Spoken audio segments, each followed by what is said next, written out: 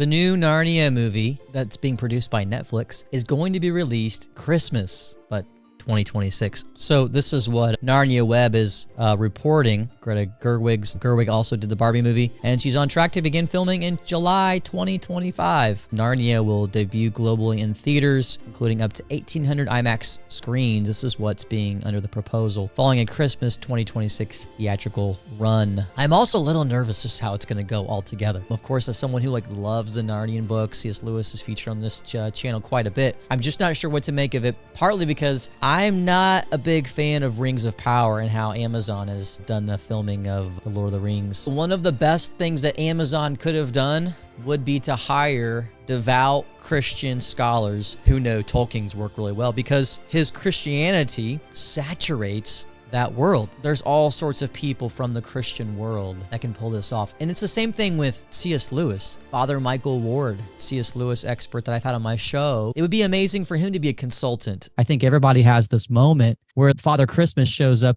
in Lion, Witch, and the Wardrobe, and we're like, this seems a bit off or odd or doesn't seem like the best of literature. And so your work is really trying to unlock what is all this mishmash in Narnia. What did you discover in your work about the layer that ties all of this together? It's been a mystery really from the start as to why these various oddities and peculiarities are in the Narnia Chronicles. And you mentioned Father Christmas. I mean, that's the classic example. Even before The Lion, the Witch, and the Wardrobe was published, friends of C.S. Lewis were saying, what does Father Christmas, what's he doing in this story? How can Narnia know of a character called Christmas when it doesn't apparently know of a character called Christ? That doesn't seem to make sense.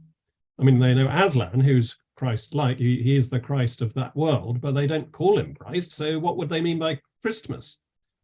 And there are other oddities too. And most obviously, perhaps the fact that 3 of the books are very obviously biblically connected.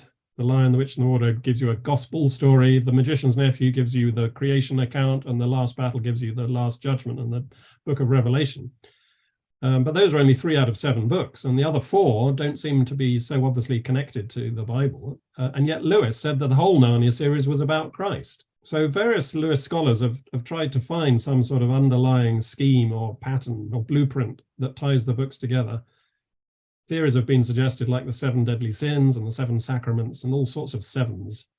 But nobody thought to look at the 7 heavens, the 7 planets of the medieval cosmos, which Lewis writes about all over his work, actually. And he described the 7 heavens as spiritual symbols of permanent value, which were especially worthwhile in his own generation. And so when you come at the Narnia Chronicles, having in mind the qualities, the attributes, the characteristics, the influences of the 7 planets, then these oddities and peculiarities begin to make excellent sense. And that's the scheme, that's the imaginative blueprint that Lewis was working to, which it's important to emphasize is not somehow different from the Christian layer.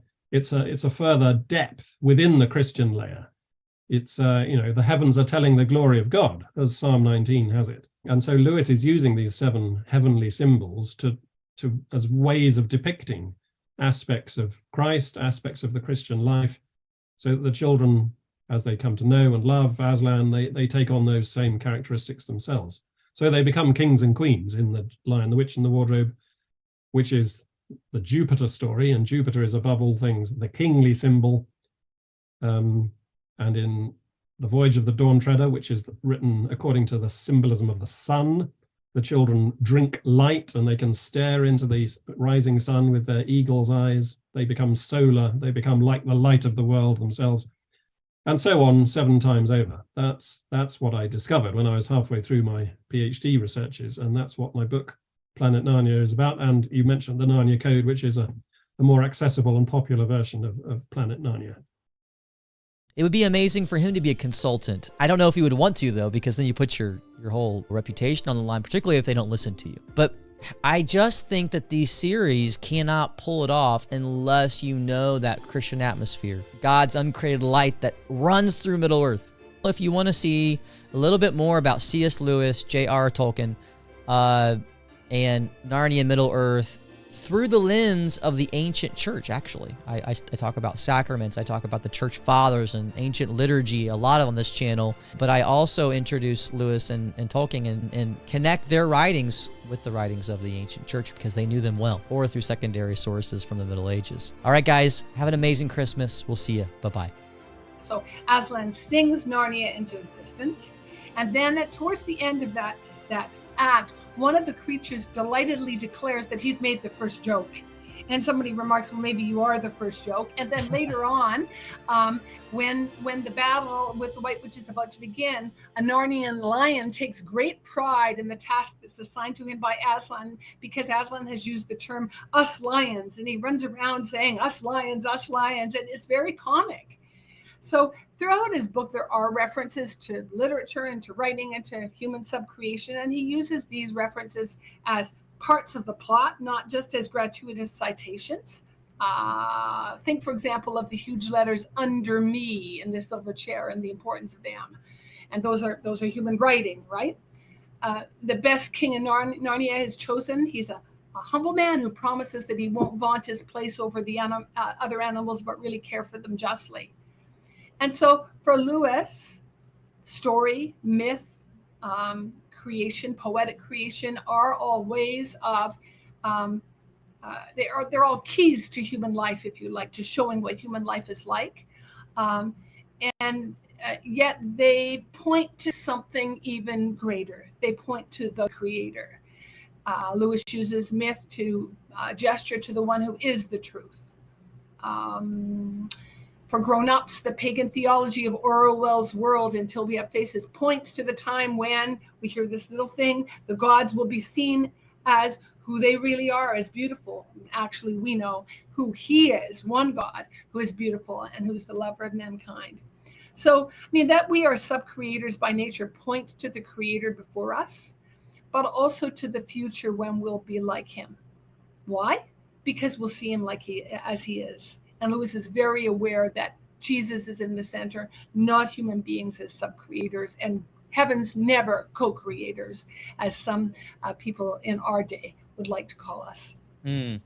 Yeah, participating in sub-creation, maybe that's a better way to go about it. Yeah, I like that.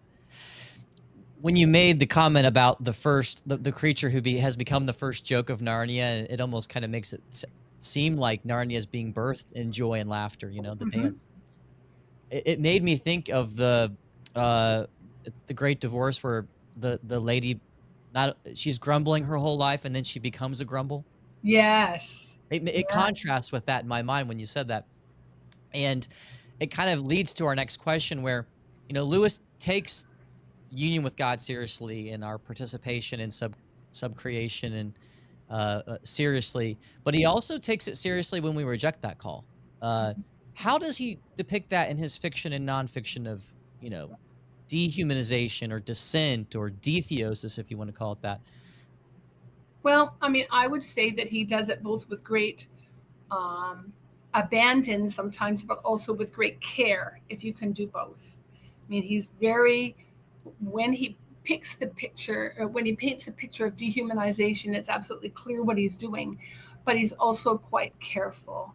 He goes right up to the line in that hideous strength.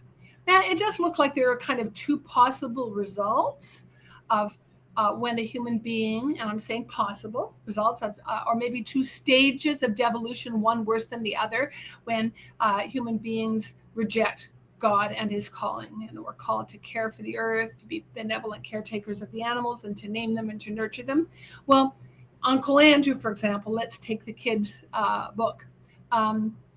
In the first chronologically of the Narnian Chronicles, the magician's nephew considers his own self-important experiments to trump any claim that, say, his guinea pigs, actual guinea pigs, or even two very important children, any claims that they would have to safety or to happiness. Now, of course, Uncle Andrew is really more concerned with himself than his experiments. The experiments are kind of a projection of his own desire for importance. And when he chooses that path, he becomes naturally terrified of real goodness. And he pulls away from Aslan into self-absorption and he closes in on himself. The technical term is he becomes curvatus in se, curved in upon himself, and actually gets to the point where he's mistaken for a kind of a vegetable or a tree by the Narnian animals, because he won't speak, he won't, and they think that his hair is kind of like roots of a tree, so they try to plant him the other way around with his head down.